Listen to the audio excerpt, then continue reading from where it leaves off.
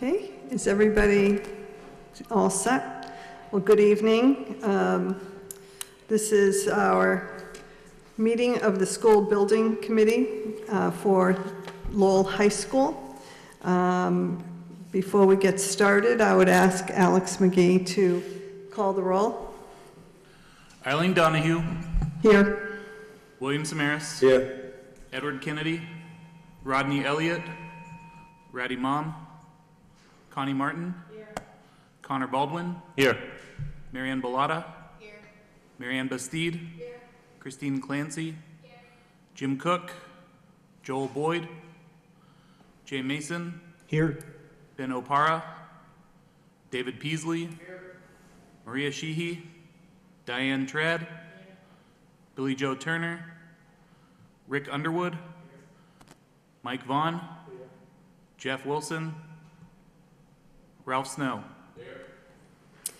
Well, thank you, and as I said, good evening and welcome everyone to the this month's meeting of the School Building Committee.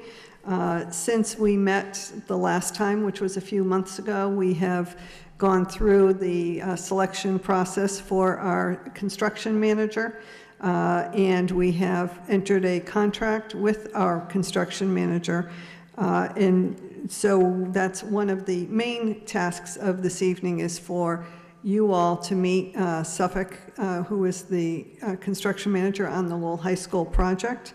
And we have not just an introduction, but a presentation from Suffolk on Suffolk and on the project.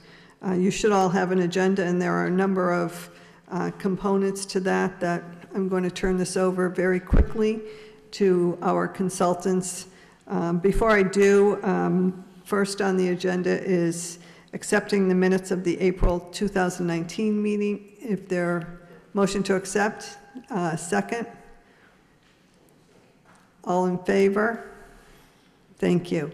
Mr. Superintendent, come right up and have a seat. I know most of you know our new superintendent, Dr. Joel Boyd. Welcome.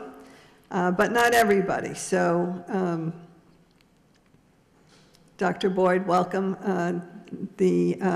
As I said, most of you have met before, and those you haven't, I'm sure, will introduce themselves to you. So without further delay, I'm going to turn this over to Suffolk our construction manager for their presentation and introductions as well.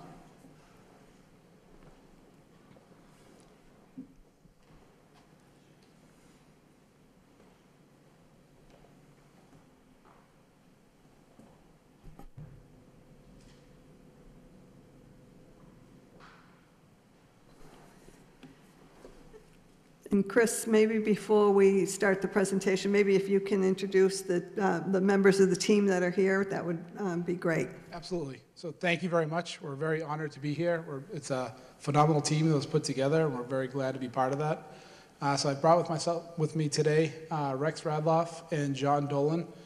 So three of us will be three of the members of the Suffolk team, which will probably peak out around about 18 people as the job ramps up. Right now, we also have a big estimating team working on the job of about 11 people.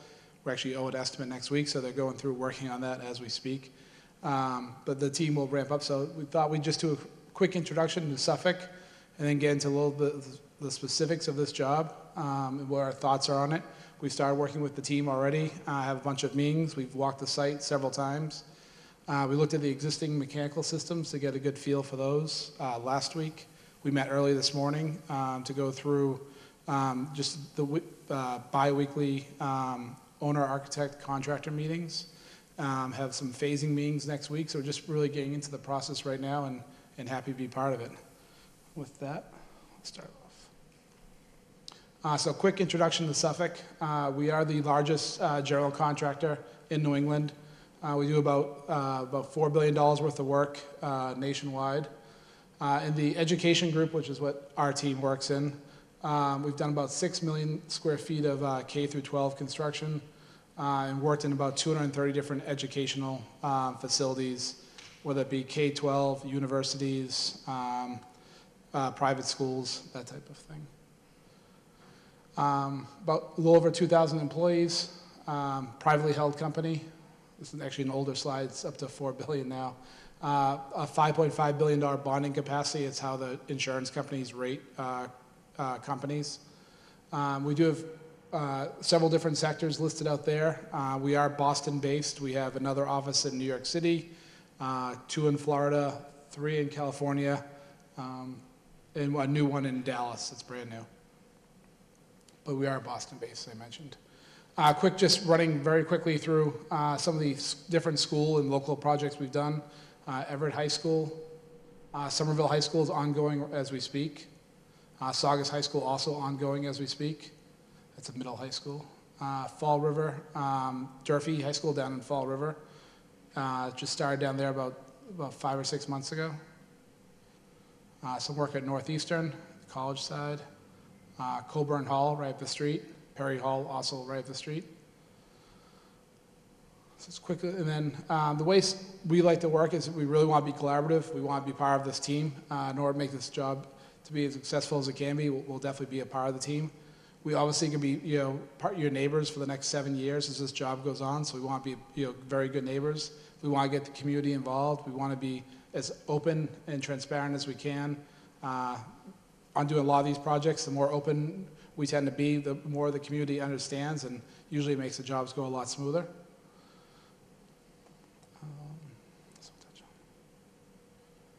Quickly touching upon, we do make a very good effort, and we'll do that here as well, for minority women, both own businesses as well as actual workforce participation, as well as local. We have a whole group within our company that handles this about 9 people just in the Boston office. We've already started meeting up here to try and get as much local workforce on the job. So we're probably a year and a half out from actually starting, but we're beginning that process right away. We'll continue doing that.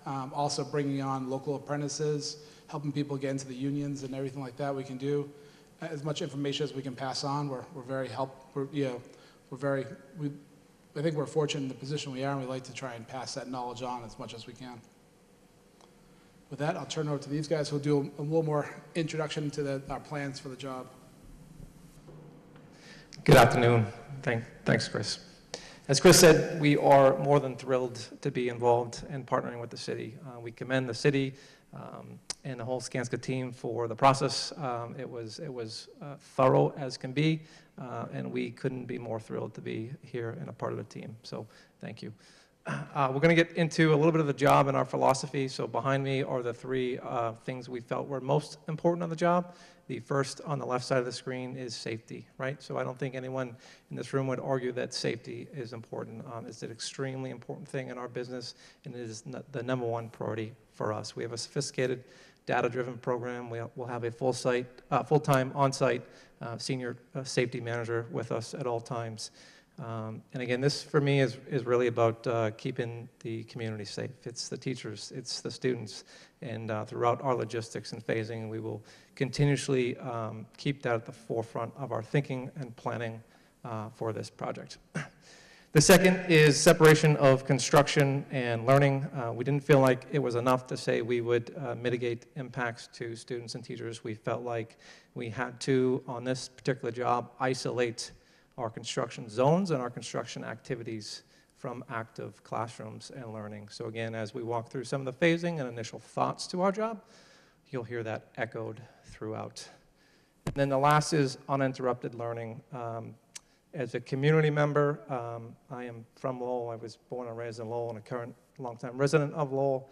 And again, part of the reason why I'm thrilled to be a part of this. I went to Lowell High School, and my children will likely go to Lowell High School. So personally, I am personally invested here. And again, as a community member, the one thing I hear echoed is I do not want my kids to go to a school and feel like they're in a construction zone. So this hits home for me a little bit. We are going to make a conscious effort every day to make this a priority and make the kids feel welcome and make it feel like a conducive learning environment for all at all times. So this is just a snapshot of our initial schedule. I won't get into the detail here. At a high level, we've highlighted here in yellow some vertical stripes. These are what we call opportunities. These are the summer months of the 6-7 year schedule that we have. In these opportunities, we want to do the most evasive work we can while the students are not there. Again, it's all about uninterrupted learning for the students. Just a general overview of the entire project and the phasing plan. So each color represents a phase. We'll walk through each phase in just a minute. I included this slide only to make an important note that we are very much a part of the community here. We acknowledge our abutters. We acknowledge the traffic in and around the site. Father Morrisett Boulevard is extremely busy with foot traffic, both for students and teachers. We are going to try to limit trucking activity and construction activity from Father Morrisett to the greatest extent we possibly can. We have done some traffic studies with some consultants already, so we're starting to learn these intersections in the pedestrian foot traffic around the site. There are local eatery, Cobblestones, which I often eat at with my wife, local residents. There's some churches to the east of us. Again, it's a busy little community. We're going to try to avoid the downtown site. We'll use the Lowell connector down to Arcan Drive and try to limit our trucks mainly on the early phases to Arcan Drive. In the later phases, 3 and 4, we will use Kirk Street, but again, we're going to try to minimize any traffic out at Father Morrisett. I'm going to turn it over to Rex, and he's going to walk through phase 1, and then Rex and I will run the job, and we will flip-flop. So the way we had planned this out, we had a nice little helix slide in here at one point. It is, while Rex is building, there's always going to be somebody out in front planning the next phase. What we do is all about planning and staying one step ahead. And that allows us to involve the community and get feedback. And that loop and that constant communication, really what we felt will make this job successful. So Rex will take the lead on phase number 1. While he's doing that, I'll be out in front planning phase number 2. And then we'll flip-flop as I'm building phase 2. Rex will take back over phase 3. Thanks, John. So this is phase 1. First thing, mobilization. We hit the site with our site fence, 2 gates along Arcan Drive, and then we'll immediately roll into the abatement and demo of the existing building. That will take about 3 months, plus or minus, which afterwards, oh, excuse me, sorry about that, we'll move right on into foundations. Pretty standard operation at this point. Foundations will also take about a couple months, which afterwards we'll move right into the structure, and then the slabs, the envelope, the roof, and the building itself. Excuse me real quick, this is the gym and the new kitchen, as well as the main electric room, boiler room to the rest of the site. So it's a pretty big first step. We're excited to get off on the right foot with this building. And then at this stage, I believe, John, you're going to be jumping in with your planning as far as phase 2 goes into the gym. So I'm actually going to turn it right back over to you, John. So phase 2 is really the crux of this job. Extremely complicated. This will be the most complicated part of the job, bar none. We are splicing the lower building in half. May seem simple for us, extremely complicated. We'll have to rework life safety systems, fire alarm, electrical. Our existing switchgear room is actually in the piece that we are taking offline, so we have to rebuild permanent electrical infrastructure. The unique part of this is we'd like to do it all in the summer while the students are not there, which basically gives us 14 weeks to split a building in half, rework all the mechanical systems, and build a wall here, a temporary wall. I'll have a student sitting on the other side of that wall when they come back to the semester in September. So it's extremely critical that, again, 14 weeks, I'm cutting a building in half, getting all the systems up live, and making that environment safe for a student to work and learn and feel comfortable in a learning environment. So this, for me, is the most important part of the job when the kids get out of school for the summer. We're going to have trucks sitting there waiting to go. As soon as that bell rings, kids are gone, and we will be full tilt and making every effort to get that work done and in place to give the students a safe environment when they come back to school. Just to stress, I think you said June 2022 and August 2022. These are the most crucial months of the entire project, Director. But John's going to be putting in place, so it's a very short amount of time to get a huge amount of work.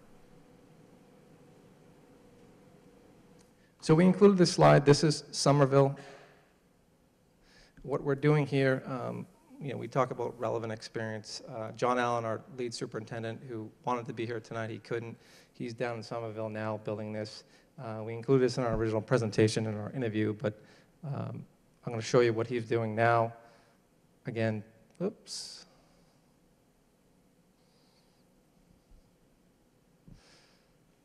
Very, very similar to what we need to do here at Lowell High School. He cut this building in half. He's building a temp wall. There are also students just inside of that temp wall. It is almost the perfect replica of what we are trying to do at Lowell High School, and his relevant experience will be crucial, really, to the success of this job.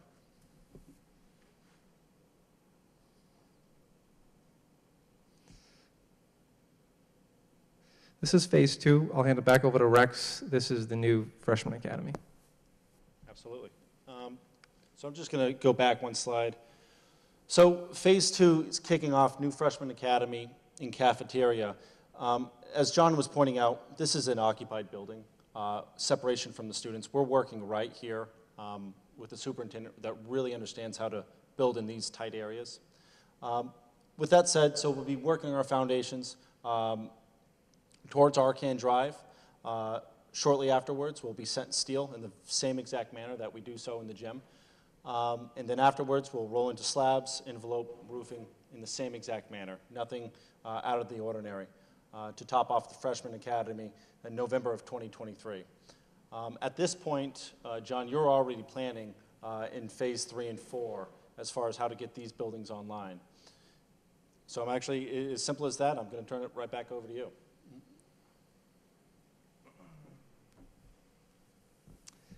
So phase 1 and 2 are new, this is turning over this space to the community is going to be a huge milestone for us, and I think it's going to be something that the community really enjoys. The freshmen will have a brand new building, we'll have a brand new gymnasium for the community. It's going to be something special. The phase 3 and 4, the not so exciting stuff, it's renovation stuff, and sometimes for us that's even more challenging. So I'll take the lead on phase 3 and 4, and these phases. I don't want to simplify this, but I will, if I may.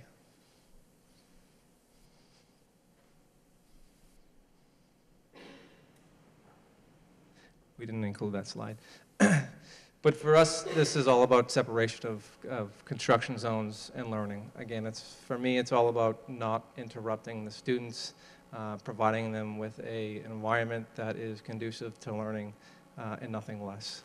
So in our planning process and in our budget process, we've made some provisions to take extra precautionary measures to make sure that our construction zones never compromise any student zones. So when we do abatement or selective demo, we're going to put several barriers in between us. They're not required, but we felt like on this particular job, we wanted to do it to protect the students and the community. So there's going to be physical temporary barriers, thermally insulated, acoustically insulated, you name it. We're going to do what we need to do to protect the community.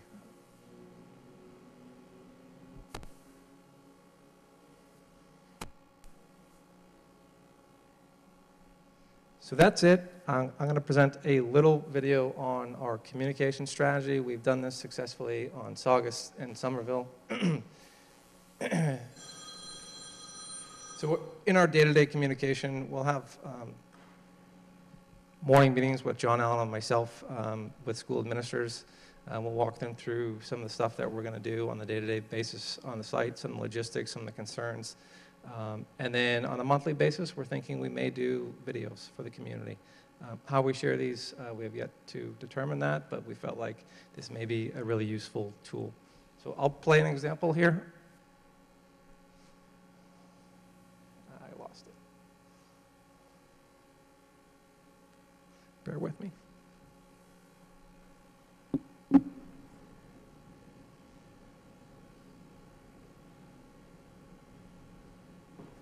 Good morning, I'm John Dolan, and welcome to day one of the Lowell High School project.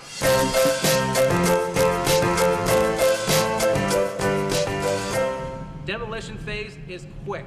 It is approximately 2.5 weeks, and this building will be completely down to the ground. The next phase is all about sorting and removing of the debris. You'll see trucks come into the site, they will be covered, and they will go off the site onto Arcan Drive out to the Lowell connector. We want to keep them away from Father Morissette to minimize the impact of any student pickups or drop-offs. So getting this sent there, I'd like to share with the community on a periodic basis, work with State Lowell to determine how we publish this. We want to open up one. And just something we've done, communication and bridge that gap with the community. Very exciting project. So we just think this will be a valuable tool to kind of get out what's going on, behind our fence and our screen that we have put up. Let everyone know, beautiful job, and we're happy to share it with everyone. Sorry about that. Just saying that it's very excited to be here. We think this will be a nice tool just to allow the community to see what's going on behind our fence and get insight into what's going on and how the job's progressing. Thank you. Thank you. Mr. Mayor. No, I want to thank you for the presentation. Actually, Suffolk did the construction, $40 million renovation of the high school in 1997. I want to say you were very responsible. If I had a question or an issue, it was always addressed. But thank you for really addressing the issue of safety. That's a major concern in this community about the city, about doing a new building renovation and what have you. Would there be a possibility if some people wanted to, say, go down to Somerville or something like that to see some of the programs in action? Absolutely, yes. Yep, you can range it right through me. Somerville, Saugus, or Durfee. They're all actually in different stages, so yeah, no problem at all, any point, or any of our jobs for that matter. No, I think your presentation has been more than adequate, but I just want to, see if we can go the extra mile on anything. But the thing is, I know you have the capacity to do that, and I want to thank you for the presentation.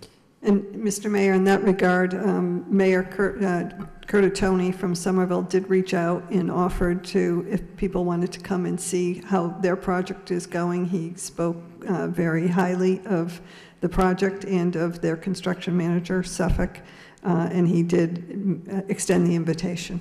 Thank you, because As did tighter quarters than we do. Yeah, as did Superintendent Malone down in Fall River. Thank you. Senator Kennedy.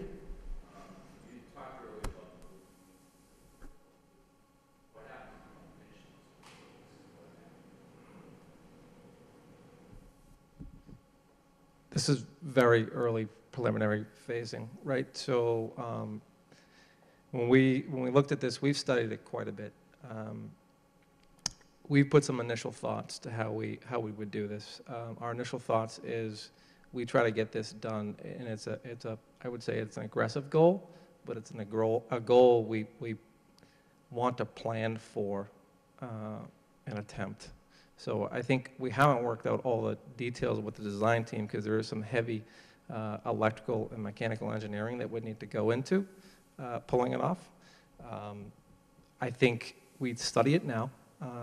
We figure out if we can achieve it at first glance, and we've only studied this for probably 3-4 weeks at this point.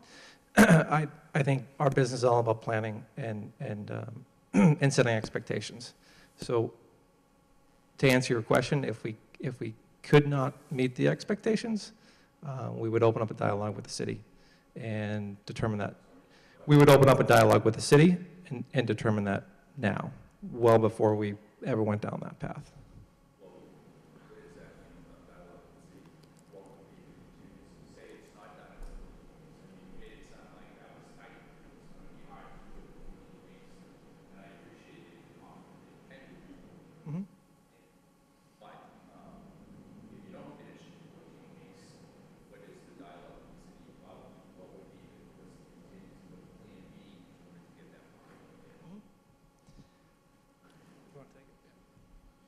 One of the things we look to do would be to do a lot of the enabling work.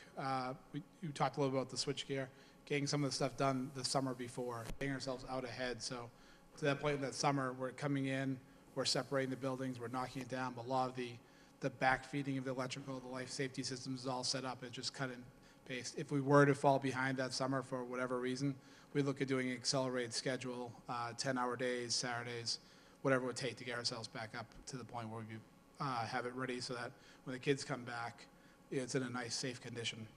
And so, with the dialogue with the city, if you did have an accelerated schedule, and then you go to 10-hour days, that additional cost in the city, who would incur those costs?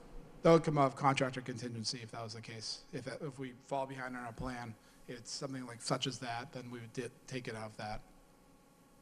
And let me just add, this is one of the benefits of the CM at risk process of building, because the construction managers are at the table right now during this 20-month period of design to tease out all of the options and potential plans. So Suffolk's been on board for a few weeks, but they would work with Perkins, Eastman, and Skanska, but they're working right now at the table as we're looking at phasing and construction and timetables. And I can appreciate all that, and I'm sure that a lot goes into it, but even still, I mean, what you presented was, it's gonna be hard to get that phase of it done in the 14 weeks, and so that was my question, is just what happens if you fail to do that in 14 weeks? How do you go about that, and if there are additional costs, who incurs those costs? Right. And so what you're saying is that you would just go with it, you just increase the hours, and then take it out of the contingency fund, right? That's typically, it depends on what, there's many situations that can play into it, but yes, that would be the simple answer, I guess I call it. The other thing is, we're planning for years to make sure we get it right. Okay. It's a lot of work, but it's not overly complicated work, so. If it comes to that, it is the most difficult part of this project. Oh, excuse me. If it does come to that, it is what we have recognized as the most difficult part of the project now, which is a good thing, because we can start our planning now, and there's just so many options as far as enabling work goes. But what we do know is that's a drop-dead date. That's a commitment we have to make. So there's just so many different paths to make that date work. So, I think it's a good thing to recognize that now and to get to there. Okay, thank you. I'm sorry, Ms. Bustey. I just have a quick question on that 14 weeks. We have students in summer school camps in the gymnasium, all kinds of things going on at the high school. Are you recommending or suggesting that we should not have anyone in the school when that 14 weeks is happening? Not at this point. We'd be studying that over the next 2.5 years to figure that. It's a large school. Each summer we'd be only really occupying one portion of it. So I'm sure we can find a way to work around in it. When we did it in Somerville last year, they had students in other parts of the school. It wasn't an issue at all. So that's what we'll be working with the school to really coordinate that effort so everyone's on the same page. Okay. Another question. Would you say that right now, 4 years out, that there'll be no disruption at all to students, basically, right? Because if you look at to 2021, you take down Arcan Drive, then you build the gym. How many years out before it actually gets closer to students?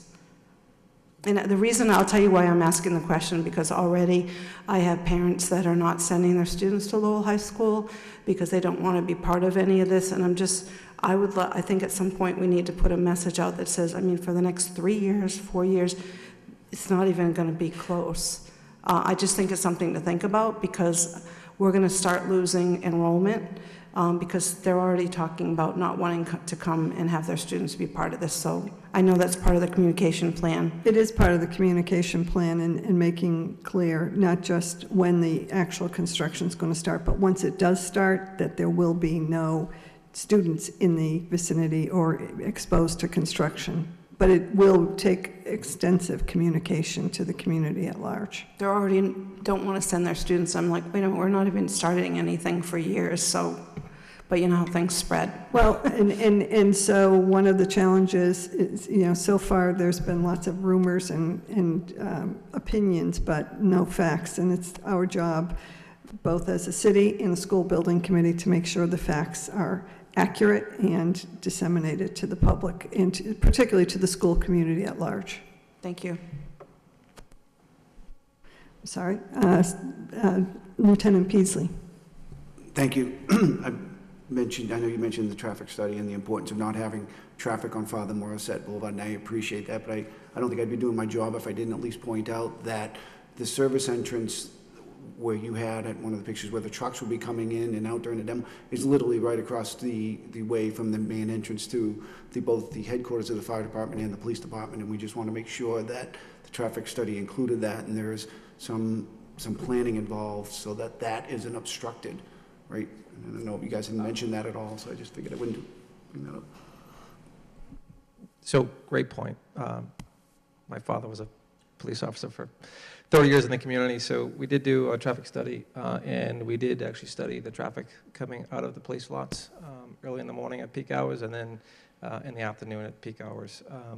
So we will take that into consideration. Arcan Drive is quite a wide road, so we don't anticipate taking up most of that, and we anticipate there being sufficient room for whether it be fire trucks or police officers to get in and out. We can certainly partner with you guys and have additional dialogue, which we would welcome.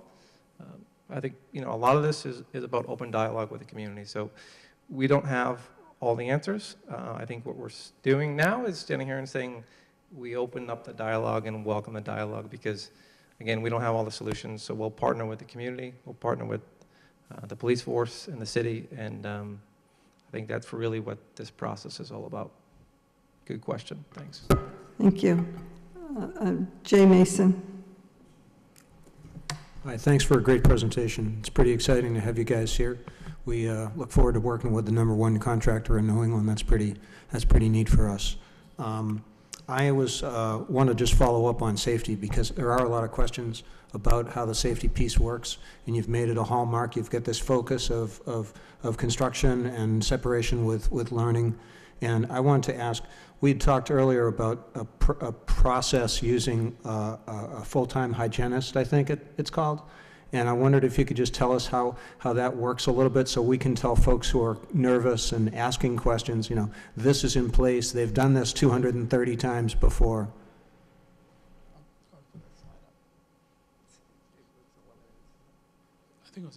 I believe we have a slide in here. We did anyways, which I can speak to, make it a little easier to follow. Sorry. There it is. So one thing we do, most of our work now, especially renovation work, we're dealing with asbestos all the time. We're very familiar with it. We're doing an occupied renovation. We'd set up, actually this is a picture from a Suffolk job, temporary walls, and we do 2 sets of them. And this is what we're proposing to do here. So there'd be 2 sets of wall, and then what we're calling, we called it internally, a no-fly zone. So students would be on this side over here, as an example. There'd be monitors in here doing air quality protection, and the construction would be over here. So there's this zone in here where nothing passes. There'd be negative air down here to keep all the air in. We'd rearrange any ductwork to make sure, obviously, we're not sucking air up from a space we're abating into another space. So we actually started studying this already. And then there'll be a hygienist, correct, who comes in, reads the air monitors, and comes in and decides, I've gone through it, I've certified it, the air is clean. Then typically we'll also wait another 24 hours. They'll come check it again, and if it's clean, then they'll turn the area over. It's something we do all the time. This is actually a picture from a job in a hospital we're doing in downtown Boston. Not always do we do the two wall approach. We think on here with students, we think it's a great way of doing it and gives us a buffer zone. Everything is completely sealed up between the two, so you do have that, no-fly zone. So one thing we talk about a lot is enabling the space and reworking the space. And that's essentially what we're going to do. We're going to rework all those MEPs, make sure it's a closed space, so it's essentially a separate building, if you will.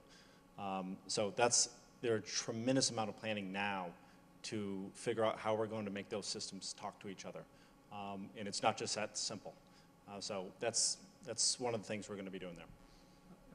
I'll add one thing. I apologize.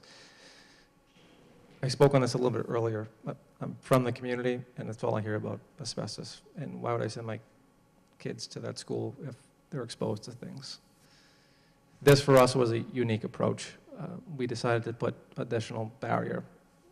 We call it air quality zone. I call it a level of insurance, right? It's, as a community member, it's our level of insurance that I have another physical barrier to absolutely ensure there's no cross-pollination, no cross-pollination of dust, debris, asbestos, you name it. I think what's important here is we are stressing there is another layer of insurance there that we assure the community that we're going to put in place. There'll be air monitors both inside this space that we are renovating, within the interstitial space, and then outside the space. Particle monitors, humidity monitors, and then as far as having a full-time hygienist, it's something that we're obviously open to and would encourage. Just a quick follow-up. Oh, go ahead. No, good. Just a quick follow-up. So if I'm a nervous parent and I go down to the school and I say, I want to see this hygienist, can they talk through reports? Are there going to be data established that people can view and peruse and feel comfortable about it? I think that might be something that would be important. Yes, correct. Yep, they keep a data log. It's actually this what you're looking at right is an example of one right here. It then downloads down a computer. You can print it out. You can put it, make it available to whoever you want to make it available to. Absolutely. Thank you. Mayor Samaras. Thank you. I do recall, in '97, we did have an exodus from the high school during the construction period, but I appreciate the fact that you're doubling the protection. And Mr. Mason did ask the right questions on safety. There are a couple of questions on follow-up on the safety. There are still people are concerned. My child's asthmatic, or as you stated, some of those issues. But the thing is, a couple of things. What will happen to the school itself during the construction? In other words, I think some people are fearing that maintenance of the building. There won't be any maintenance of the building. We might have some heating issues in the winter, cooling issues in the summer. That, of course, will not be expected to use the building. But the thing is, safety in the school while the school's going, the main buildings, in other words, where the children are. Can you sort of separate the issue? And you have, in the sense of the air quality and monitoring the air quality, then people, because there was an accident at the Oac where asbestos was out in the open, things like that. How do we go to our public, our constituents, and say, look, we've put in all of these safety measures, we're really doing this. But then the second question is, what will happen to the building itself? Will you be working with the city in ensuring that the main buildings where the children are properly maintained? That type of, if you catch my drift where I'm going. I do, yes. Trying to go. Yep, actually, the city has come out last week to walk the existing system, so we're just starting to get into that with some of our in-house people to start understanding it. So that's something we'll be studying quite a bit over the next 2 years. But it's definitely something that that's been pointed out to us, and something we'll study and have a plan to make sure that, obviously as we're building in the system, we'll have the systems in an area, we'll have the systems down. When we turn it over, it'll be brand new systems, but we'll also be monitoring and making sure that the systems in the parts of the building we haven't touched yet are operational, and we'll work with the city on that the whole way through. You can understand, I think we can allay the fears of a lot of people. I just don't see an exodus from the school. There are people talking about it now. There's some people that are angry about the issue and things like that, but there are two issues. One, the superintendent's here to assure us that we're going to have a very positive educational program in the school, and we've talked about expanding opportunities and with that. But I think as long as we have strong communication, I like the vignettes, the idea of the TV, the pieces, I look at that as a way of, I'm losing my sense there of direction, but allaying the fears of people by actually talking about it, constantly talking about it, and constantly showing them, as Mr. Mason said, we have to have that. But the school department also has to show that we're going to offer a very positive educational program during that time. I think that's what people really fear. I mean, some fear safety, others feel loss of education. And I know it can be done. I've seen it done in other communities. I've seen it, it was done in 1997. But I think what you're offering is far more help than I had in 1997. So I think this can work. But I think we just need that assuredness. Yep, and we applaud the city of Lowell for bringing a contractor on this early in the process to start understanding the building, learning the systems, getting to know the school, which is what we'll be doing over the next 2 years or so. As far as turnover of space, when we turn over space to the students, it's no different than if we were to turn over a building to an owner. We would be working hand in hand with facilities. There will be a bunch of questions that just naturally come up that we would be working through any and everything on. And the best thing is we're already here already. So it's a space we're turning over, but it's no different than if we were turning over a building itself. We're very used to that. Thank you. Mr. Superintendent. Thank you. I kind of smile, Mr. Mayor, because you say 1997, and that happened to be the year I graduated from high school. So I do certainly hope that technology has advanced in such a way that our construction project will be more efficient going forward. But I would say that certainly the community should have no fear that there is going to be high quality learning happening in our classrooms every day at Lowell High School. We take that as our foremost responsibility, and I have no issue with asking any aspect of the construction to halt if for any reason we find that not to be occurring. So that will happen for every kid in every classroom every day, high quality teaching. The one question I would have of you, and I want to commend you, I've overseen a good many construction projects in different neighborhoods, different cities across the country, and what you have here is an incredible communication plan with visuals and video. I would ask you, we serve 69 different languages in our community, and I would just ask that we're cognizant of that level of diversity. We are one of the most diverse cities in the Commonwealth. Sometimes translation itself as a voiceover is not sufficient. If we can have first-person speakers in those videos, that would be greatly helpful to our community to make sure that we're communicating directly with them. And the more that we can ensure that these types of conversations are reaching the entirety of our community, I think that will also help to make sure that the message is getting out, because you've hit the nail on the head from my experience. Planning and communication are the two most important things when we have simultaneous learning and construction happening, because this is something I believe should be a celebration point for our entire community, something that our entire community, I know, wants to be a part of, and the more we can embrace that and allow them to be a part of it, I really just see the enrollment increasing at the high school. And Mr. Mayor, yes, you have my commitment, and the City of Lowell has my commitment to make sure that this is going to be a seamless process for our kids, and that learning is at the forefront of what we do in school. Thank you. Thank you. Mr. Underwood. Rick, can you just grab a microphone just so people at home can hear you? Oh, let's try it again. The negative air separation, I think, is a great idea. Do we have a plan to mitigate the dust during construction? We have a lot of open windows that I know will be, consistently open in there. We have HVAC units on the roof that take in fresh air. I would assume there's a plan to mitigate that also. Inside, Rick, or? While the construction's going on, we'll have, I'm sure there'll be windows open in different parts of that building. The 1922 building has no air conditioning in many of the classrooms, so I think it's something we have to be aware of. The dust debris could be a concern to parents while we're talking about environmental issues that we should be. So, typical construction practice will have a erosion plan. So the most dust that will be created on this job is in phase one. In phase one, we're building a new gymnasium. Phase two actually will have quite a bit because we're demoing and putting a new freshman academy in. We'll have an entire plan set to handle dust, Rick.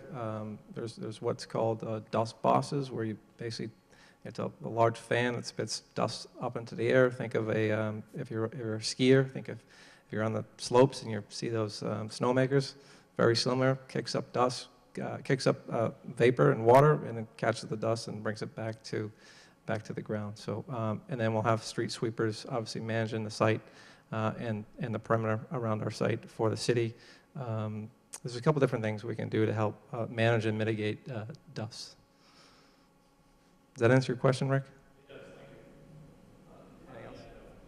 The concern with dust is a very common one that we addressed, especially during the summer months, every single day, you know, with water trucks or what be it. So we're constantly aware of having to mitigate any dust that gets kicked up and being on top of it. Thank you.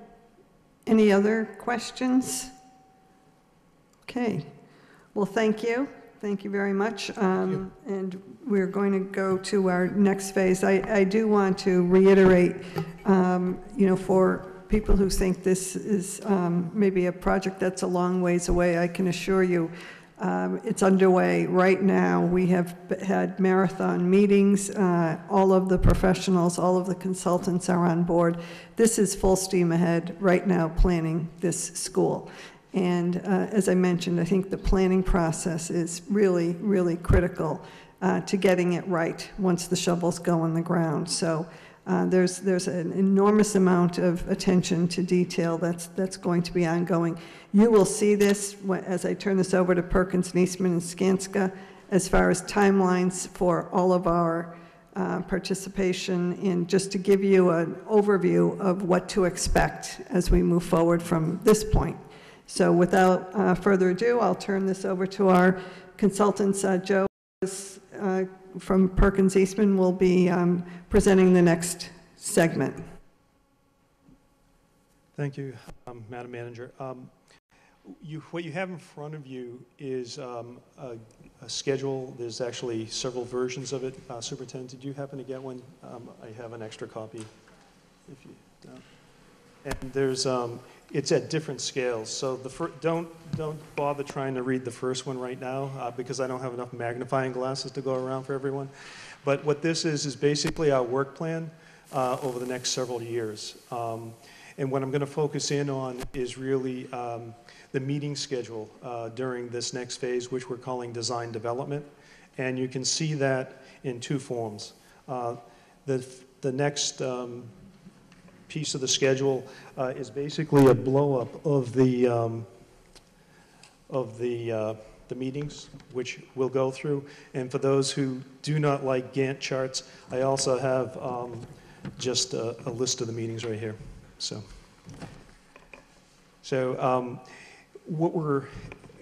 I think we're also trying to have some clarification on the types of meetings and what they mean. I think, you know, there's been a number of conversations about focus group meetings and working group meetings. And so I just wanted to clarify some of that for us this evening. The focus group meetings were our day-to-day working with the school department. When we went through our educational programming back in feasibility study, we worked very closely with the school department, and we had groups of educators that would break down into departments. There'd be science, humanities, math, and so forth, special education. And so as we went through the educational programming piece, we met with these groups, and they're basically called focus groups or user groups. We will be meeting with them again as we test the building, as we start to put more real elements into the building. We have designed the building in concept. Now we're going to be putting structure into it. We're going to be putting mechanical systems and so forth. And all of those items start to take up more space. And as that happens, we'll come back to the educators and show them what's happening to the plan as that evolves. So I think just to quickly take you through the meetings, What we're looking to do in August, and we haven't really decided when to do this yet, but we wanted to do an orientation for Lowell Public Schools, take you through our process that we've had so far, and get the new administration, school administration, up to speed on what we've been doing over the last several years.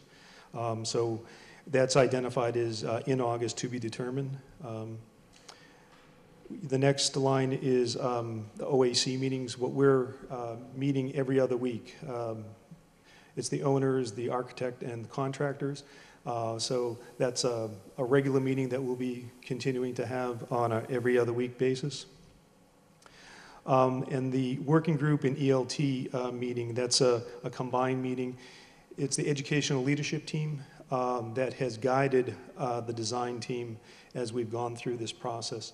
It was described as an educational leadership team as when we were in the programming stage, and as we moved into the later stages in the last phase, which was schematic design, it became more inclusive. It had representatives from the school building committee, other members of the departments participating, and that functions more as it. We're bringing designs to you, we're bringing concepts to you, and we're looking for guidance. And I think Jay has participated in that, and others, Diane has participated in that, and Rick. So we'll continue to do that in this phase as the design progresses. We have 3 of those that are lined up. We have one in September that's identified as sustainability. We want to continue the conversations that we started last time about introducing and continuing the conversation of sustainability. We talked about where we are with LEED. We want to continue that conversation, and strategies with the building design. We have another meeting in late October, which we'll be focusing on phasing. Suffolk has spoken to us about their thoughts initially on phasing, and come up with some concerns that they've raised, and which are excellent, as well as Skanska. So we'll be working with them. So no, they don't have all the answers today, but they understand this is their first pass at what their observations are, and they need to roll up their sleeves and get into it. We've been working on the project for a couple of years, and by the time the project goes out the bid, we'll have this all nailed down. But phasing is important to discuss with the educators, because education is really what we're talking about. We've always said that the education comes first and construction happens second. So we want to make sure, as we're moving through each of the phases in construction, that all the education continues to be able to be maintained. We've done a very good educational program, and we know where every student is every period of the day. But now that we're getting into these phases, and they may change slightly, I think we'll be working with the scheduler to kind of test out scenarios. And then we have our another meeting in November, which will be focused on safety and security. We'll be bringing back a security consultant. We've had meetings with them already. We've talked about the plan, and we've walked through different systems. But we want to continue that conversation in the design development phase as well. And of course, building development will take place in that meeting. So basically, the design will not change significantly from where you've already seen it, the plan configuration and the exterior expression of the building, but it will continue to refine, and we'll want to update everyone as that happens. And then we've identified some school committee meetings. I think those are going to change to the second Thursday of the month. I have them in as the first. And public meetings. I think one of the conversations we had today is, by having regular building committee meetings that are televised, that represents a lot of the connection with the public, and we want to make sure that we continue to do that. And as we have the building continue to evolve and represent that here to you, it will be an opportunity for the public to see that as well. And we have at the bottom a few meetings that we're trying to schedule for August, which is National Grid and conservation charrette. National Grid has a program where they have rebates on energy, so we want to bring them in early. They have a very strong interest in participating early. We've started some initial conversations with them, and trying to get everyone in the same room in August is a bit of a challenge, so we're going to continue to work on that, and there'll be people from the city, representatives from the city, that will participate in that as well. We have a commissioning kickoff meeting. MSBA has a commissioning agent. BR+A has been decided, established as our commissioning agent. And as we talked about systems, as we move through different phases of the project, working with the engineers and the construction manager, the commissioning of the building is a very important portion of that, and we have a number of these phases that need to be coordinated. So we want to start that conversation early, and we're expecting to do that shortly as well. We also started a conversation with NL with regard to the canal, and we're trying to work a meeting with them probably early September. And that's about it. But I wanted to get some clarification on the difference between focus groups and working group meetings. Thank you. Any questions for Joe? No? Thank you. And Mary Ann, you're up next. Mary Ann Williams from Skanska. Yes, hi, good evening. I did want to make some comments that this is the beginning of the project from the perspective of Suffolk Construction, but we've been analyzing this project for the last couple of years and the phasing, and I wanted to reinforce and reiterate what Joe said about working out a phasing plan. Before we put a shovel in the ground, we will have the phasing worked out, and that when we do that, it's not going to be done in a vacuum or in isolation. We will engage the school, we will engage the leadership. We want this to be a seamless process because it is education first, and the construction will happen around that. So what we've started doing already is looking at what are the opportunities, what are the challenges. Anytime there's a challenge, there's an opportunity. And we're looking at for each of the phases of the project. We have our own ideas. Each different team, whether it's the Perkins Eastman team, the Skanska team, or the Suffolk team, and then the next step for us is to really get together, get in a room, and really put the ideas out there, brainstorm, work together, and come up with the best ideas that make the most sense. Because not delivering on the school is not an option. I just want to say that. We have a schedule. We will deliver it, and we're smart enough, we have enough smart people in the room that we will figure that out, and we will vet that plan during design, because it's going to influence design packages, what gets constructed in which phase, and that won't be a 2-year process. We'll actually do that prior to the start of construction, so that when we bid the project, we're bidding that phasing. Everyone will have an understanding of it, because if we don't understand it, then the subcontractors aren't going to understand it. So it's important that all of us get on the same page, and we need to give Suffolk Construction the opportunity to get up to speed on the project, since they've only become engaged within the last 30 days. So that is the path forward. I will say with a little more confidence, because I've been involved with the project 3.5 years. But the next time you see them, or maybe the one time after that, they'll speak with more confidence about it as well, because they'll be more grounded in the project. So I just wanted to say that. Thank you. Thank you. And so regarding the fourth section, next steps and timeline, was someone going to address that?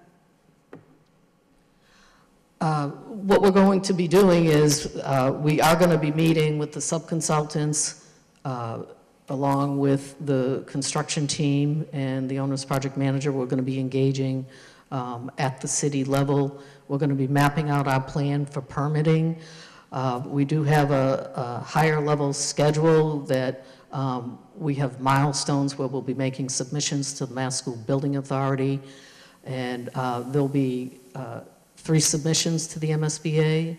There'll be estimates done at each iteration of design there. There'll be an estimate from Suffolk Construction as well as an estimate from the design team. We'll go through reconciliations so that we keep confirming that we are designing to budget, that we're on schedule, and that we're taking into consideration market conditions.